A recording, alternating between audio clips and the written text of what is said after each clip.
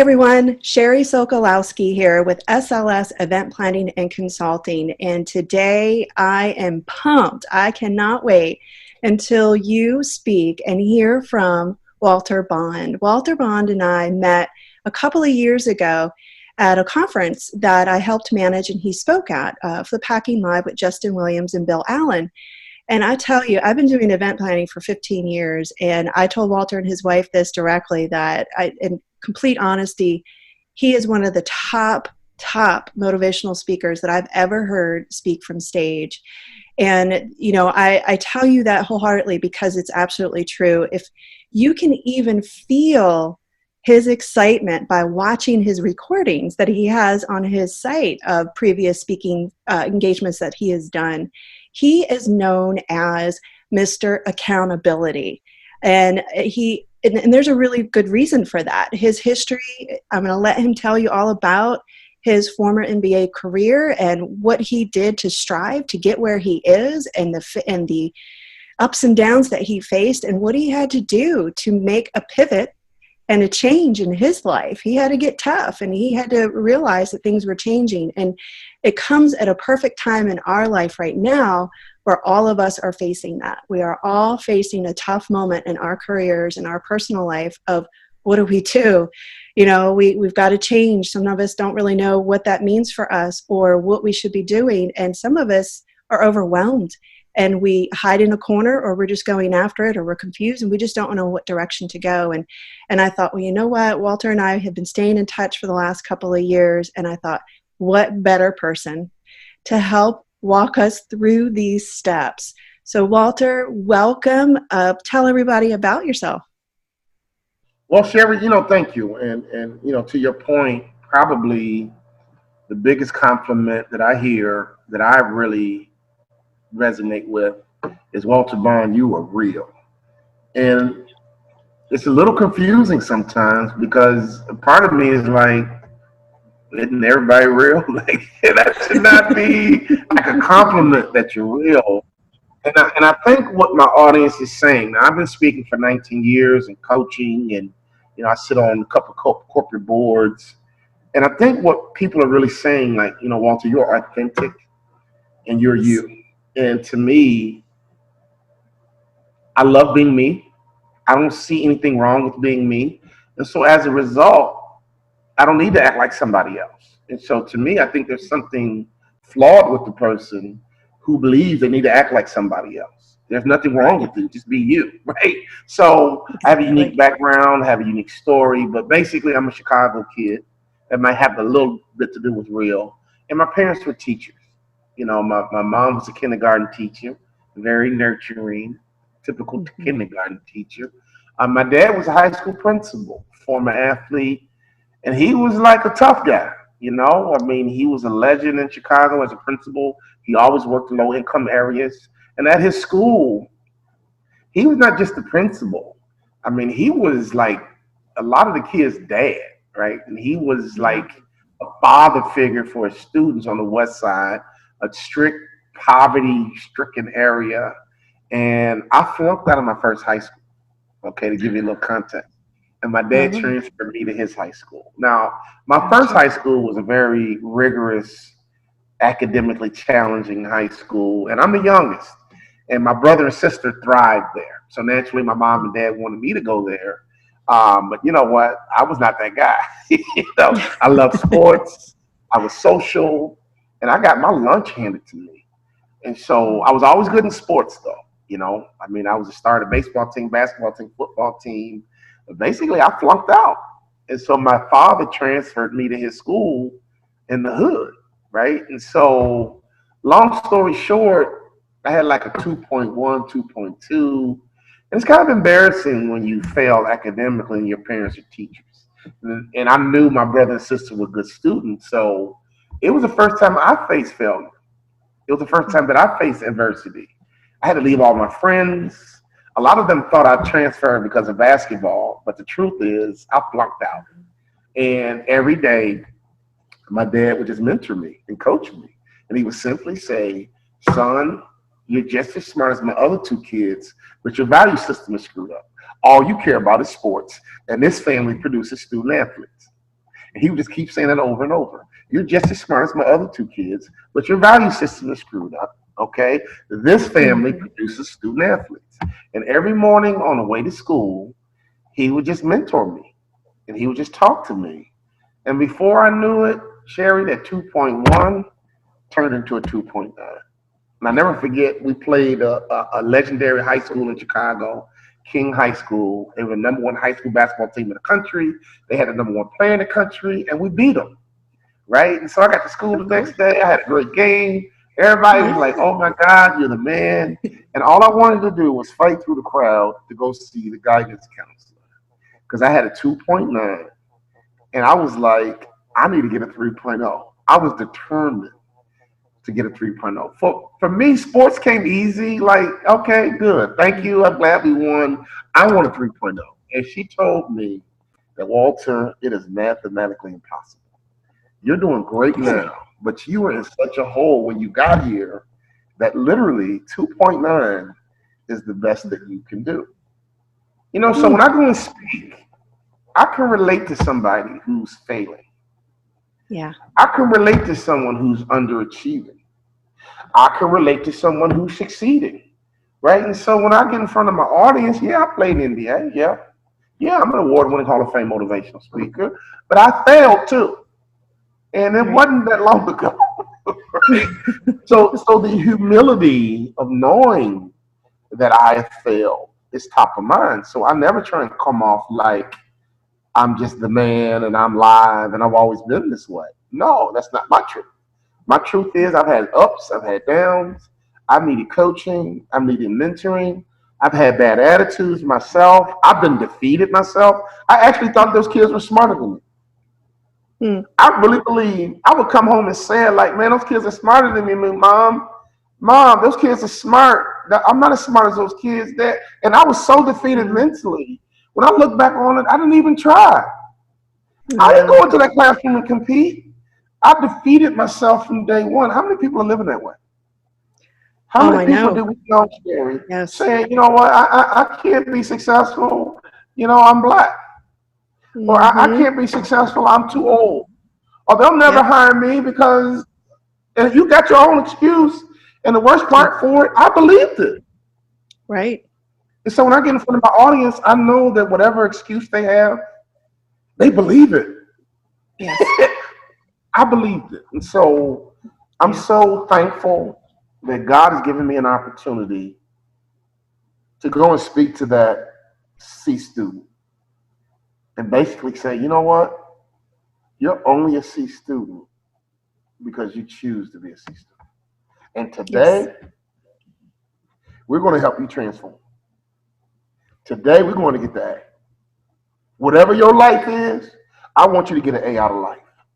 And when I get Mm-hmm. done with my audience, I just share my story. I give them the tips and the strategies that I used. Mm-hmm. And when I get done, it's like something magical happens.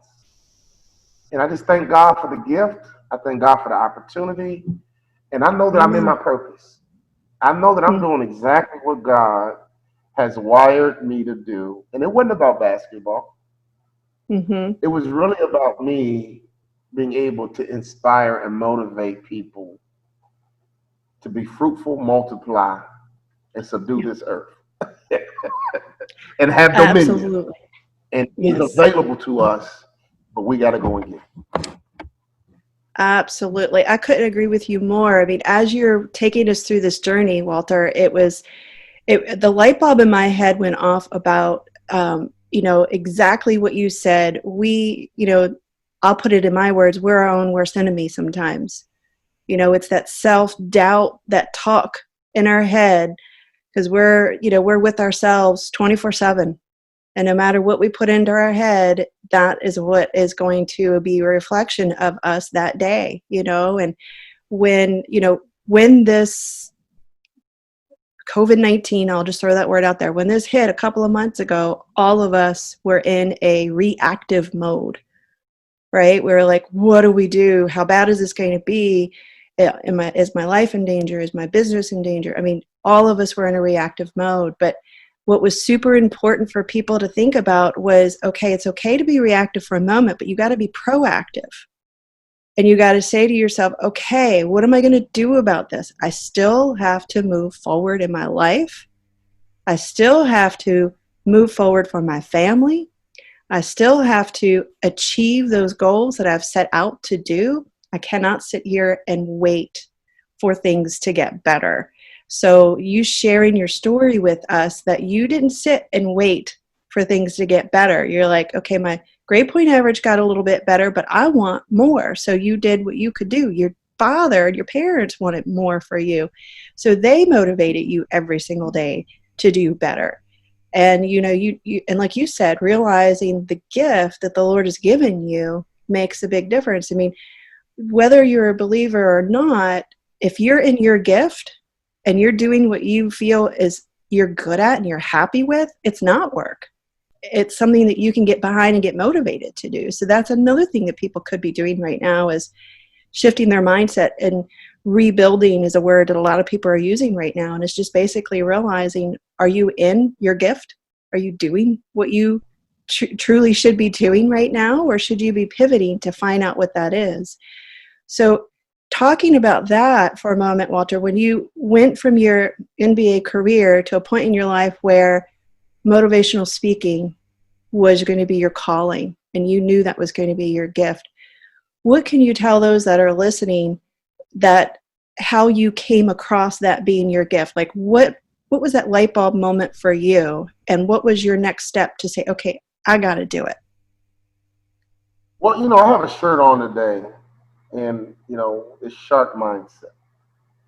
And honestly, the first thing that was key was that I believed that I was going to be successful after sports. I believed it. My whole goal, and that's something else my dad did for me in that car. He would have me write down my life goals. And not only did he convince me that I was just as smart as my brother and sister, that was a mindset shift. So we talk about a shark mindset. The moment I believed that I was just as smart as the other kids, I began to produce differently academically. And I never looked back academically. But he had to convince me of my mindset that I am, right? So as a man thinks, so is he. The second thing is a lot of pro athletes struggle after sports only because they don't have the confidence that they can succeed after sports. So these alpha males, okay, that can bench press 300 pounds, that can run like a deer, when their career's over, sometimes lack the confidence that I can go and attack life. And I can actually go and start my own company and thrive. I can actually learn how to invest my own money. I don't need to be dependent on some financial advisor. I'm smart. So I have a lot of athletes that really had confidence in their sport, but didn't have confidence in their intelligence. Right? So I believed, because of high school, my father had me write my goals down. I said, Dad, I'm going to play in the NBA. And when I'm done playing in the NBA, I'm going to make more money in business than I did in sports. That was my goal. That I want to be more financially rewarded in business than I did in sports. So when my career was over, you want to talk about pivot. And we're going to talk about pivot in a moment, because we're going to talk about the shark mindset. Your new book? Yeah. But as soon as my career was over, boom. And I talk about the shark mindset because the book I wrote, Swim, is about sharks. Sharks never stop moving, right? So as soon as my career is over, boom, I went right into business, and within 3 years, we doubled our NBA income in 3 years. Only because I had the goal in high school, and as soon as my career over, I mean, we left basketball and we hit the next phase of life hard. I work with a lot of athletes, they're 45, 50, and they still kind of moseying along and still see themselves as basketball players and football players. I'm like, dude, nobody wants a 50-year-old football player. Right. Nobody wants a 45-year-old basketball player, right? That you're just done. Like, nobody, move on. And so sometimes an athlete is stuck. So anyway, to transition out, I set a goal of being financially viable after sports, but also my college basketball coach. And this is why mentorship is so important. When I left the University of Minnesota, he says, man, you should be a motivational speaker. That's what he said to me, Sherrie. So I had mentors around me that saw things in me that I didn't see myself. You're just as smart as my other two kids. You should be a motivational speaker. And all of a sudden, I was like, I should. And so to this day, my college basketball coach, not only did he help me develop into an NBA ball player, I mean, he's still blessing me today because of him, I'm not only a motivational speaker, like I'm an award-winning Hall of Fame speaker, and he planted the first seed. I didn't act on it until 10 years later. When he first said Oh, it, wow. Sherry, I was like, what are you 10 talking about? years. I was 21. I was leaving the University of Minnesota. I was focused on the NBA. And he was like, Uh-huh. son, trust me, you should be a motivational speaker. And Huh. when my career was over, I put resumes together, and all these quote unquote HR professionals would Mm, say, hey, I need more experience. And the only yeah. job offers I got were entry level. And I'm like, look, I'm 31. I don't have time to make entry level money. My bills aren't entry level. I can't start from scratch like I'm 21. I'm 31. And I Yeah. understood where they were coming from because I had never had a real job. And so I Right. felt somewhat forced into entrepreneurship. And I had the confidence and the support around me. And I remember what my coach said. And in about 2001, my wife and I launched. And I'm telling you, I just would tell my story. And people would be like, man, that's an incredible story. And within my Yeah. story was all the content, right? And so I've been able to develop the content out. So now we have training programs on Nice. how to do strategic planning. We have Mm, training on how to build high performing teams. We have leadership trainings. We have personal development trainings. And it's almost like a tree. You know how a tree grows and all of a sudden you see these branches? yeah. I started telling my story, and all of a sudden these branches started coming out. Now we do coaching programs, we do global masterminds. We got people in our masterminds from Serbia Oh, and cool. Croatia, and I'm like, oh my God, this is a guy who flunked out of his first high school. But the real truth is that man, we can do anything we set our mindset to. And Yeah. the first, what we call the sacred six of a shark, is their work ethic. They never Mm, stop moving or they die. The yeah. shark's movement is how they breathe. In order for them to get oxygen, they have to move through the water. They got to work to get breath. And so to me, that's the metaphor that we have to have.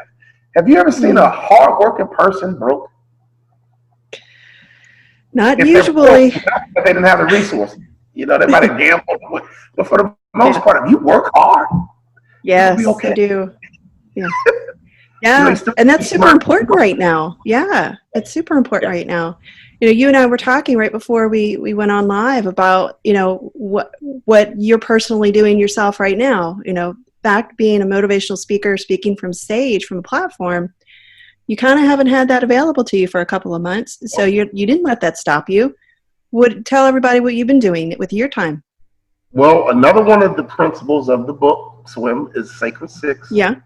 Number 5 is that sharks are made of cartilage, which means they're flexible. I hate Oh, to eat fish with bones, right? Who likes to eat a fish with bones? Sharks are made of cartilage. They don't have bones. And one reason they run the ocean, not only do they have incredible work ethic and they outwork every fish, they're yeah. flexible. You know that some sharks Mm. can operate in salt water and fresh water? Really? I did not know that. Sharks are amazing creatures, and I did a lot of research as I wrote the book. But the number one benefit of being a shark that made a cartilage, which means they know when to pivot, and you used that word earlier. They Yeah. know when to shift. And if you're in business right now, you've been forced to pivot. Yes. You've been forced to shift. Now, the crazy thing, Sherry, I'm on the phone all day long coaching business leaders, and I'm talking about all sizes. I mean, we do high-end stuff with big franchise brands. We just got a Hmm. call from Sprint. We're going to do some culture work for them, even down to small mom and pops. But there's still the majority of business owners are waiting for this to be Yes. over. Is there a vaccine yet? Opening up yet? Oh, I just want to get back to how it used to be. The new normal is what you're going to. This world is going to be so different that the Very work you different. can do right now is nothing. So we're Right. pivoting and we're getting our business online. We're pivoting and I mean we're coaching like crazy, and I love it. I'm having a Awesome. blast. I've been Awesome. living on the road for 19 years. Now I love it and I miss my keynote. I've Yeah. been enjoying sleeping in my bed every night. Yeah. Cooking. I rediscovered that I love to cook.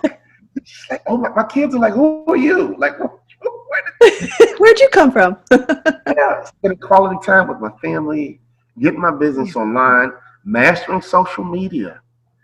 I made a Oh, commitment that when this is over, I'm going to completely master Instagram, LinkedIn, Facebook, Twitter, and I've mhm. never engaged these social media platforms until now.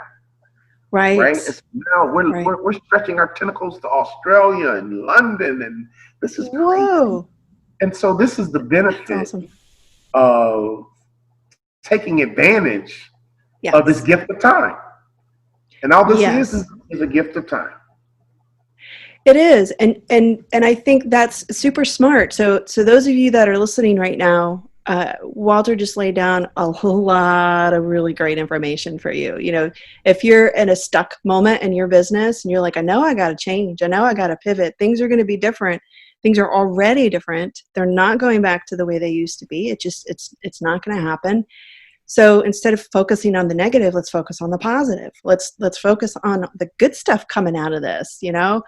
And you just named I didn't even keep count of how many good things you named, but the outreach that you have is now global. It's international and not just national.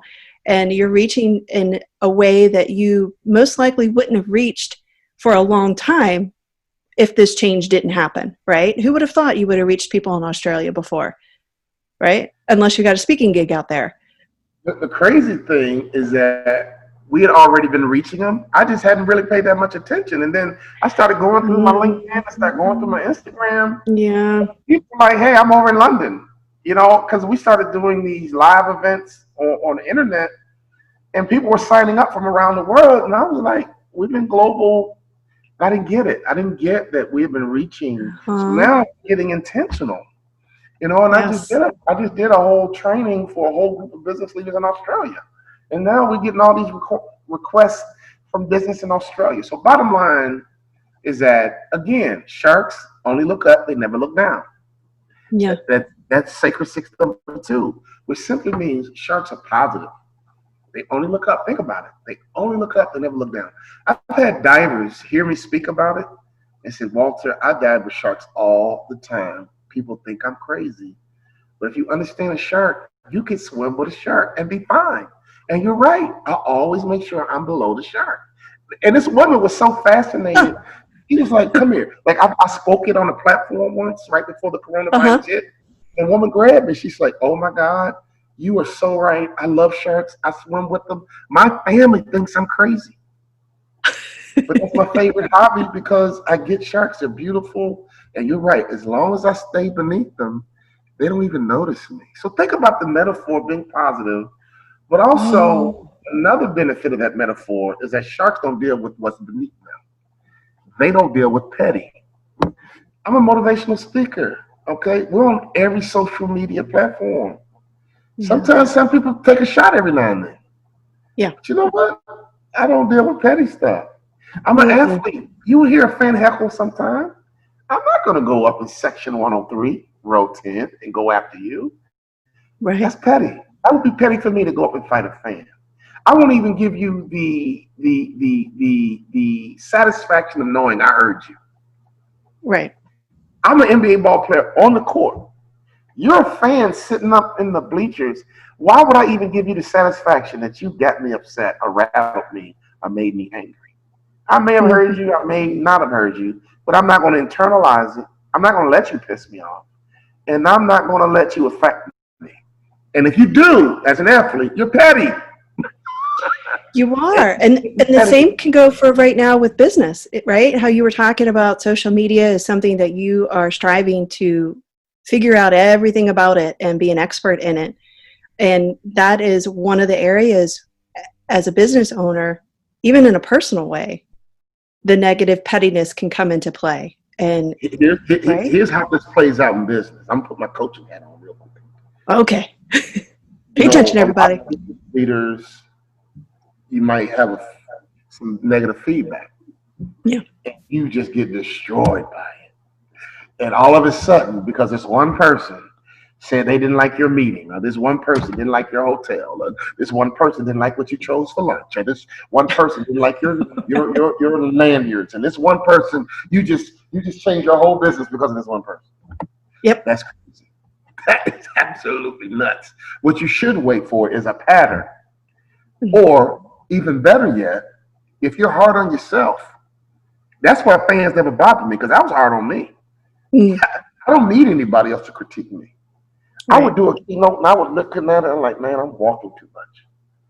I don't have enough energy. Oh my God, my shirt tail's out. Meeting planners or business people do the same thing. Yes. You have a restaurant, oh my God, my bathroom's dirty. I mean, the French fries are cold. What the heck? So it's taking too long. Be hard on you. You don't need to get all this feedback. I would speak myself 10 times harder than anyone in that audience. That's right. I encourage any business leader to have the confidence to say, oh, you're good. You're so good.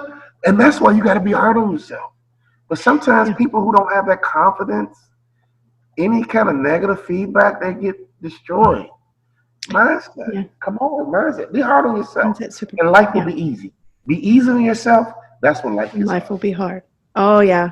I that's so true. And also, you know, the thing that a lot of people say, and I see a lot of my mentors over the years say this, especially a lot now, is if you're not going to take advice from that same person who's critiquing you, then why are you listening to them about the negativity if you're not going to listen to them about the positive, you know? So it's like, it's so easy. And I'm like this in an event, you know, when I'm helping clients manage their events over the years, it's like you do your absolute best to focus on everything positive, because you're never going to satisfy everyone. And this is true for business. You're never going to satisfy all the clients. You're never going to satisfy everyone who's following you.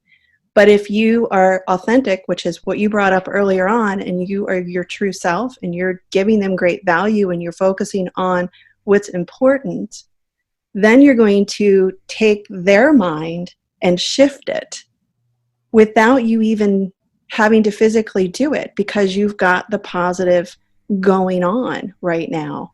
And speaking of that, there's a couple of questions I wanted to talk with you and ask you today. I'm taking from some of the sessions that I watched you speak on, you know, the mindset and the awesome motivational. And specifically how it is that, you know, get tough, suck it up, change happens, right? And right now, all of us are facing that.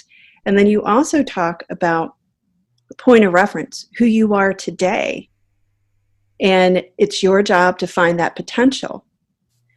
So with that, and even if it means referencing your awesome book, Swim, what advice would you give someone right now that is struggling still?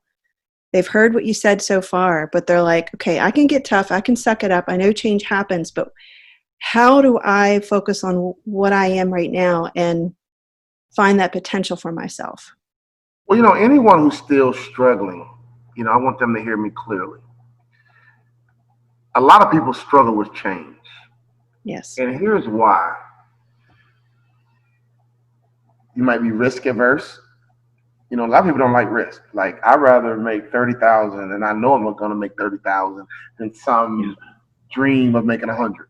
Just give me 30, and you see it on game shows all the time. Yeah. Right? No. I'm gonna take this. Yeah, I'm not gonna do it. Stop. I don't want to take the risk of losing this to get it all. Right? Yeah. Some people have the mindset. And so that mindset is prevalent. A lot of people are wired that way, that, you know what, I'm risk averse, always fearful, always kind of scared, always nervous, always thinking about the worst that could happen. For me, I'll focus on the best that can happen. And if the worst happened, how bad could that really be? Right? You know, and so that's just how I'm wired. That's how I think. Everybody's not wired that way. Everybody doesn't think that way. But the truth is, why not go for it? Yeah. Why not? So, but if you're risk averse, if you have fear, and some people have a negative perception of change. Yeah. Some people's perception of change, that I don't want to change, it's going to be worse. And the reality is, typically when you change, it gets better. And the best example I can give you is a cell phone.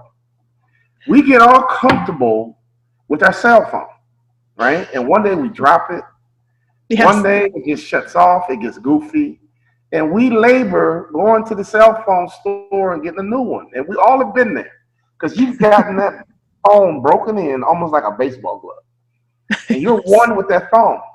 But we all know eventually you got to get a new phone. Yeah. I've seen people hanging on the flip phones. I'm like, dude, you need to be on somebody. So eventually you got to go get you a new phone. And what happens? You buy the phone, you complain. How much? Shh. And then you get home, and you gotta upload you gotta get all your apps, and it's a pain in the butt. Mhm. But 1 week goes by, you get a little bit more comfortable. Another week goes by, you get a little bit more comfortable. A month goes by, and before you know it, oh man, look at my new phone. I didn't know I could. Oh man, look at my new phone. I didn't know I could. Wow, look what I can do with my new phone. Oh, okay, I'm doing my new phone. Oh, look at my new. Before you know it, a year later, you love your new phone, and you forgot all about that flip phone. Yeah. And you do it all over again when it's time to get rid of that one. Yeah. So the perception of change for some people is bad, but I'm telling you, the way life works, the evolution of change is better, right? Yes. So think about how much better this world is going to be once we Yes. figure out how to coexist or solve the coronavirus. How many families are spending more quality time together right now? Exactly.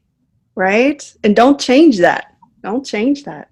How many families have basically said, you know what, I've had a bunch of home projects I've been meaning to do, and man, I can finally remodel this kitchen, Yeah. or I can finally clean up my garage, or I can finally go and fix my roof, or oh my God, we sit down and play board games together. I've rediscovered the Yeah. art of cooking. I love to cook. My wife's a Yeah. great cook. So when I got married and I traveled a lot, I just acquiesced and she cooked.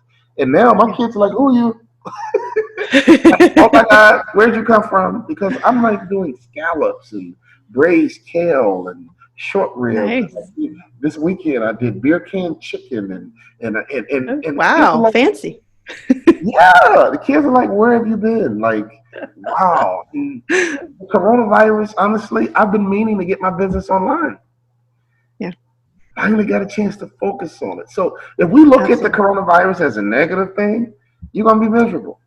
If you Yes. look at the positive benefits of the coronavirus, you're going to be excited. Absolutely. To me, you got to look at your world like a new cell phone right now. Like, man, God just gave Yes. you a brand new cell phone. And let's be honest, Sherry, this world was out of control.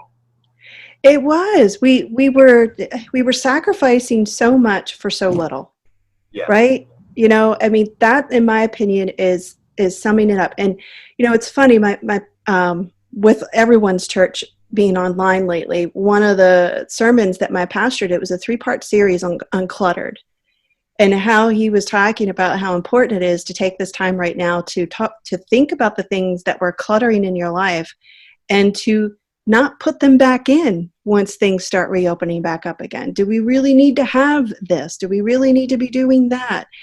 And how, quite honestly, speaking from Paul, of how sinful it is to be a busybody, walking around life being so busy with no purpose. You don't have purpose. So it's right now, it's like you said, the wonderful things that we can look at in regards to us being at home and forced to stay at home, quality time with the family, being able to get those things done that we didn't have the time to do before, but we're forced because right now we have the time to do it, and refocusing on what's important in our lives. So I think, recapping what we were talking about with those people who they know they have to make changes in their life personally and in their business, but they quite aren't sure what to do. My advice to people have been, what's your goal been all these years? Have you ever written out a goal? If you have, take a look at, wipe the cobwebs off and see if it's relevant. See what your industry is needing right now from you. Get out there, test the waters, learn something new. Like you said, you didn't realize how good of a cook you were until you had the time to do it. Now your kids are loving it. So, I mean, so many people are discovering new things that they could be doing in their lives, in their businesses, that they wouldn't have discovered before if they had stayed busybodies, just consistently doing something that had no purpose. So Tell us a little bit more. I'm super excited about your book. I, for one, want to get an autographed copy of it from you, so I'm going to reach out to you separately about it. I know your point of reference throughout this whole interview that we've done has been about your book, and I think it's super awesome, and I want people to be able to go and find a way to get that book. So if you could share with us here, and I'll make sure I put it in our notes for the interview, where people can go to get your book. It will do. And really, it's become, kind of really bigger than just the book. It's become a movement.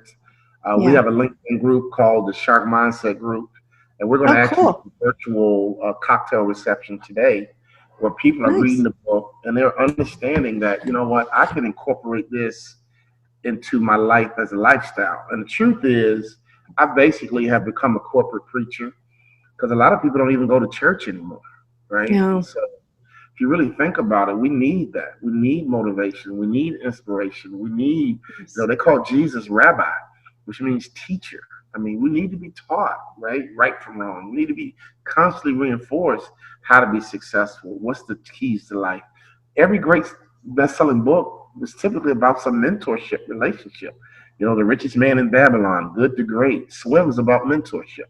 So the book Swim is available on my website, walterbond.com. You can also get some Shark Mindset gear.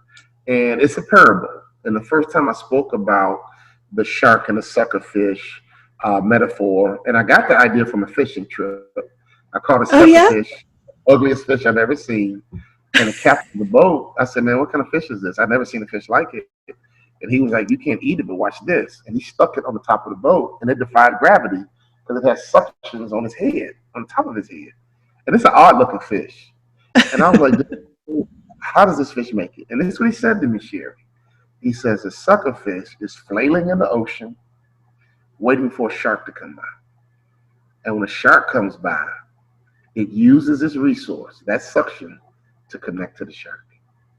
And that shark's job is to take that suckerfish for free rides in the ocean. Whoa. And Sherry, all of a sudden I thought about my dad. All of a sudden I thought about my college basketball coach who told me I should be a motivational speaker. All of a sudden I thought about all the mentors and the coaches that I had. Yeah. And a light clicked on that boat. And I was like, man, I've done some incredible things in my life. And my key has been my mentors. People want to say about Walter Bond. I'm like, look, if you hear me speak, I talk about my mentors. For the most part. And they say, okay, well, if you want to be great, where's your mentors? And the shark and the suckerfish is the mentoring metaphor. It's the coaching metaphor. The suckerfish connects to the shark. And get this, they work in tandem. The shark takes suckerfish for free rides in the ocean. Every time a shark makes the kill, the suckerfish get to eat the scraps. If you see a great white shark, it could have 15 to 20 suckerfish connected to them at any times. So the benefit of the suckerfish is obvious. So the question is, why does the shark allow the suckerfish to connect? Great question. But here's the answer. The shark needs the suckerfish just as much as the suckerfish needs the shark. No matter how powerful a shark is, they are vulnerable to parasites. In fact, the bigger the shark is, the more vulnerable they are to parasites. If you think about a parasite, they have to find a host so they can go and set up shop, right? And so most diseases are parasites. So they get inside the body and they set up shop. Okay, so a parasite gets inside of a shark and they want to set up shop. So in exchange for all these goodies, the suckerfish got one job to do. Keep the shark clean of parasites. And that's the suckerfish's job, to go and eat the parasite. So the shark is saying, hey, Mr. Suckerfish, I'm going to take you for rides in the ocean. You're going to eat good with me. Matter of fact, you're going to be safe because nobody messes with me. But I need you to do one thing. I need you to keep me clean from the parasite. Isn't that the perfect metaphor for a company? Could you imagine a CEO saying, you know what, I need you guys. Marketing, I need you. Sales, I need you. HR, I need you. Like everybody talks about me, the CEO, but here's my truth. I need you. And imagine if every employee said, you know what? you do need us, but you know what? We need you. Yeah.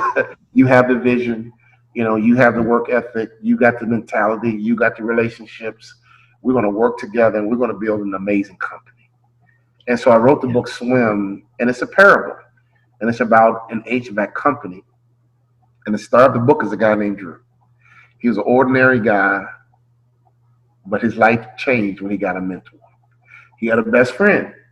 And you know how it is when your friend gets in trouble, your family Yeah. says, hey, you might want to stay away from that kid. He's getting in trouble, bad news. So these are two best friends. One goes to a dark place, and they meet back up 30 years later on a boat fishing. And the way the story ends, it's a parable. And when you read the book Swim, the way we wrote it, that you're going to identify with one of the characters. Okay. All I'm going to say is Drew is the man. And when people finish the book, I've had grown men who aren't really even readers saying, Walter, why am I sitting on this airplane bawling in first class? Oh, so it's one of those kind of books. I'm glad you warned me. It's not the reason why they get emotional is because they realized that they missed it. Now, could you imagine a business guy, 60 years old, worth a couple of million? They Yeah. think they're the man. Right. They read my book, and the conviction of what they should have been doing Yes. hits them like a ton of bricks. And I've clearly mapped out the difference between a shark, a suckerfish, and a parasite. And those are the three kind of people on this earth.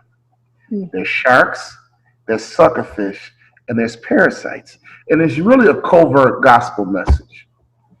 Jesus is the shark, Christians are the suckerfish, and the devil is the parasite. And the I can truth see is, that. and when people read the book, especially believers, they're like, man. So bottom line, parasites take and they never give. So can you imagine a conviction? Yeah. Because I teach the book through Drew what a great leader does. Could you imagine a business guy when his career's over and said, man, I've been successful myself, but I got no track record of people I mentored. I got no track record of other speakers that I've coached. I got no track record of realtors that you should be able to look at your career and say, man, she's a meeting planner because of me. She does bigger meetings because of me. She knows how to negotiate contracts better because of me. She knows she got into these membership meetings because of me. Man, she got in front of Delta Airlines because of me. I know so many motivational speakers that got into the speaking business because of me. And I can look back at my life, and whatever I'm done, I'm going to know that I didn't take and not give. Yeah. And the conviction that I get from these business guys is that conviction. Like, man, I've been getting mine my whole career. And I forgot to make this world a better place. I forgot to lift up other employees. Imagine the CEOs who never even cared about their employees. And right now, if you are a company, your employees know whether or not you care about them right now. It's obvious. And they might still be there. But let me tell you something. Culture is winning right now. If you have a great culture, you are navigating the coronavirus and COVID-19, no problem. Absolutely. If you got a poor culture, your people are waiting. Yes. For this thing to turn around, and they're going out the front door with the one finger salute. Oh, you care about his money. You never cared about me. You talked about family. You talked about culture. Or you might leave out the back door and say, well, I had another opportunity. Thank you. Same reason, they're just not going to be honest with you. So culture is winning right now. And to me, Drew in the book built an amazing culture. These employees will run through a wall for him. And if you read the book, you'll know why. Right? And who would want to have a business where your employees are committed, they're loyal? The Gallup poll releases studies all the time saying that 51% of employees are actively disengaged. Yes. Why? Culture. It all goes back to culture. And I'm teaching Yes. business leaders through the metaphor of this parable how to be the boss that everybody loves to work for, who doesn't even think about leaving, who comes to work every single day and gives it all they got. What leader wouldn't want that kind of environment? They just don't know how. Why? Because they think like a parasite. I Yeah. hate to say it. Yeah. But the learning that happens in this book, deep down inside, when I was a little boy, I would go to church and every now and then you got convicted. Like, ooh, Yeah. I shouldn't have said that. Ooh, Hmm. I'm a little mean. Ooh, I'm being selfish. And that's why we went to church on Sunday, to get that teaching to constantly remind you Yep. to be selfless, to be a servant, to be a giver. And we needed that, because if not, we're going to become selfish. It's sin is in Absolutely. that. Yes. Right? So we Absolutely. got to constantly get reminded and constantly get reinforced how to live in a godly kind of way. Look at our Yeah. world, right? Yeah. And it's about respect. And I just did a podcast before we got on. Imagine if we just infuse respect back into our society. You Yeah. would not put your knee in the back of somebody's neck if you respect Mm-mm. them. And if they Mm. say that I can't breathe, if somebody said it to me, I'm shifting immediately. Because Absolutely. it's horrible. You can't breathe. Oh my God, I'm so sorry. I don't care if you're a criminal or not. I don't Right. care. It's You can't respecting a breathe. human being. Yeah. Respecting a human World being. would be such a better place. And that's one of Hmm. our sacred sixes. Sharks respect other sharks and they respect their environment. We got six of them. And honestly, within these six, you're going to learn how to be incredibly successful because sharks run the ocean. They are large Yes. and right? And so what we did with the Sacred Six, we really captured the characteristics of a shark and we made them human. And Mm. whatever the shark does in an ocean, we can do on land. And if we Yeah. do these naturally, if we operate like a shark and have the shark mindset, never stop moving, always look Mhm. up, never look down, be curious and always learning, be respectful of your environment. How about being respectful of opportunities? A lot of people don't Yes. even respect opportunities. You got a job and you didn't take advantage of the opportunity, right? You Right. got a husband and you didn't take advantage of the opportunity. You took him for granted. You took her for granted. You had a child. You know how many people can't get pregnant? And you didn't take advantage of the beautiful blessing of being a mom and a Hmm. dad. So a lot of times we want more and we haven't even taken advantage of what we already possess. You want new Yes. customers? You want new customers? Really? You want new customers, but you haven't done a good job taking care of your old customers. Honestly, this is the key to business. It If we is. take great care of our past customers, they're going to refer us. Absolutely. That's how I operated my business for the past 8 years. Yes. I feel like I'm preaching a little bit, and it's okay. But Oh, it's honestly, okay. We need to hear business, it. business people sometimes have no wisdom. They have no. You Yeah. want new customers, but you didn't take care of your old customers, Right. which means you're not technically worthy for new ones. Okay, let's Hmm. figure out what you need to do with your old customers better. Maybe it's not too late, right? Maybe you can No. reestablish that relationship, right? Maybe Yeah. you can go and fix what's right. You may have some customers right now that are okay with you, but they're not thrilled with you. Every Right. customer I have, I want them completely thrilled with me. And I'll tell you one quick story. I keynoted Buffalo Wild Wings and I did their national convention. They said no to me for 8 years.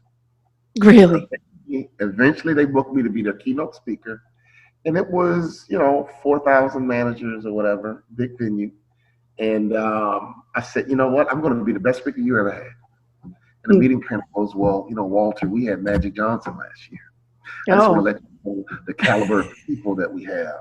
And Sherry, I was like, Magic is So. he's one of my favorite people. Love Magic. Honestly, he is. But my statement stands. Yeah. I'm going to be the best speaker you ever had. Yeah. Magic is a great basketball player. He's a great business guy, but he can't do what I can do on that platform with a microphone. And when I got done, the meeting planner was like, wow, Yeah. like, our people loved you. We laughed. You entertained us. You Yeah. taught us. You took us for a ride, but when we left it, we were all energized. But you taught us simple things that we can go back. You did exactly what you said you're going to do. And Exactly. honestly, so she said, you and Lou Holtz were our best two speakers ever. I'm like, Lou Holtz? I bet you, what happened to magic? Like, me and Lou Holtz were your best two? Now I got to compete with Lou Holtz? Come on, Lou Holtz. Bring it on. And so to me, that's my mentality. That's my mindset. If you Yeah. give me an opportunity as a vendor and you're the meeting planner Yeah. and you look through all these videos, you took all this time and you chose me to Hmm. open, you chose me to close, or you had me right there in the middle to do your lunch, it doesn't matter. As a reward for you choosing me, this meeting is my Super Bowl. Yeah. Yeah. And I want to be the best speaker you have ever had. And that is my heart, Sherry. I've been doing it 19 years, and our meeting planners refer me. They use me again. Jersey Mike Hmm. Sub just used me 25 times. Mm. 20. I want to be easy to work with. I want to be professional. And I want to deliver exactly what you thought I would deliver and more. And people say, And you man, do. And you do, you're my better friend. live. We're on YouTube. Well, I should be, right? Live should always be better. But I Yeah. think any vendor can have that heart. I think any vendor should Yes. have that mindset and mentality. But honestly, the shark mindset and the approach is how I made it to the NBA. And it's Hmm. how I became an award-winning speaker. And it's things I'm still working on. You know, God's Hmm. not done with me yet. I'm still getting better and That's smarter. right. And I want everyone listening to you today on our podcast. Honestly, this is my mentality. And I've been around a lot of successful people in sports and in business. Yeah. Everybody kind of operates the same way. And so I do. adopt that mindset and you can be successful too at a higher Absolutely. level. Absolutely. Absolutely. Walter, thank you so much for your time today. You covered a lot of great information. In fact, I think I'm actually going to be changing the title of this interview to Be Respectful of the Opportunities, because I think that is really what this is all about, is be respectful of those opportunities, because that's what your book's about. That's what you're about. That's what being motivated, the right mindset, the shark mindset, the Mr. Accountability, it's all about using the opportunities that is before you and behind you. Like you said, your past clients, right now I've been telling everybody the best thing that you can do is stay in touch, be in front of your environment, be in front of your industry, reach back out to them, even if it's to pick up the phone and say, hey, I just want to know how you're doing. Is there anything I could Right? help you with? Are you doing all right? You Yeah. know, you never know where that is going to take you. But I tell you what it will do for you is going to make you feel good. Giving back makes you feel good. And Right. it's not a one and done thing. It's like you were saying with the parasites. It's like all about me, all about me. Where's that going to get you at the end of the day? Nowhere. Nowhere. It's not going to get you very far, because you're And, not, and, it's going to and be your a long clients know. path. And your clients know. You know, one thing I learned They about do. speaking, like when I'm on a platform, the audience can feel my spirit.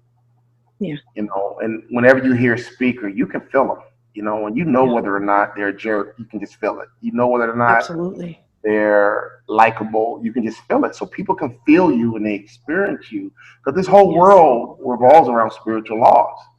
And so Mm. if you're that selfish vendor and all you care about is your finances have been ruined and your business is in jeopardy, Yeah. everybody's challenged right now, right? And so if Everybody you're is. about selfish and self-centered, your client is going to feel that, and that's a giant yuck.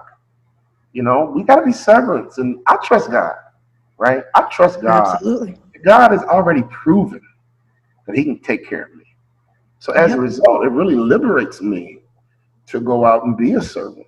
In the moment I Mm-hmm. really had that shift, and I'll be honest, when I first started speaking, I needed to make money from my family. That was my mindset. Yeah. The whole time, God didn't need my help. He was going to make sure that I'm never forsaken, right, or begging for Right. bread. Right. And part of me thought I was in control of that, but now it was almost like, look, man, just get out the way, Walter. Yeah. Let Walter Exactly. took over and let God reign. And honestly, once my heart shifted and I really became a servant to my clients, our Mm-hmm. business exploded. I'm Mm-hmm. talking. The one thing I wanted was for our business to grow, but it didn't grow until I shifted and stopped worrying about me and started Yes, really serving my client. And that might sound like it's subtle, but everybody listening today knows what I'm talking about. absolutely. Truly serve your client, and trust me, your business will thrive. And I'm seeing it Absolutely. over and over. Cultures that really serve their customer and really care about their customer experience and it's genuine, they Mm-hmm. thrive. People who put the show on like they care, but all they care about is the money, they Right. struggle. And it's obvious. They struggle and they're working harder, they're not working smarter, and they're not gaining what is super important, and that is, their character and the true integrity that they need to be, because you are your business. And if you aren't of a strong character and a serving heart, then your business is going to reflect that. And everything below it, the suckerfish, the parasites, everything is just going to go away because they don't have that strong leadership with character and integrity in place. So, yeah, I mean, we could go on and on and on for hours about this. I mean, I love talking about this, and again, Walter, I really appreciate it. I will make sure that we put in the notes for the video where they can go on your website to order your book. I'm looking forward to ordering the book and getting Yeah, that get you some from. Shark Mindset gear. Join our LinkedIn group, Shark Mindset Group. We do virtual Awesome. cocktail receptions. A lot of groups on LinkedIn are just dead. Nobody does anything. And so I Yeah, started the group, Shark Mindset Group, and today we're having a virtual cocktail reception. People are like, man, this is crazy. Like, this that's group is awesome. quiet. That's right, because it's my group. So Yeah. people can join the Shark Mindset group. Also at the website, walterbond.com, we have Mm-hmm. something. It's called a Shark Mindset Action Plan.